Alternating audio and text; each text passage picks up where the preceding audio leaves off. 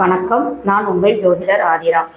3ஆம் இடத்தில் ராகு இருந்தால் என்ன பலன் அப்படிங்கிறத இன்றைய காணொலியில் பார்க்கலாம். ராகு 3ஆம் இடத்தில் இருப்பது மிகவும் சிறப்பு. சரிங்களா? லக்னத்திற்கு 3ஆம் இடமான 3, 6, 10, 11 உபதேச ஸ்தானம். அந்த ஸ்தானங்களில் ராகு இருப்பது மிகவும் சிறப்பு.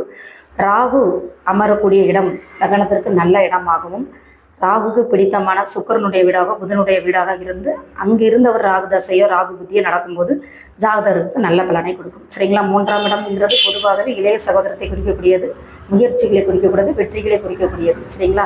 அப்படிங்கும்போது 3ஆம் இடத்தில் ராகு உட்கார்ந்து புத்தி நடத்தும் போது வெளிநாட்டு வாழ்க்கை, கம்யூனிகேஷன் சம்பந்தப்பட்ட தொடர்புகள் மூலமாக வருமானம், இதெல்லாம் குறிக்கக்கூடிய இடம் 3ஆம் இடம்.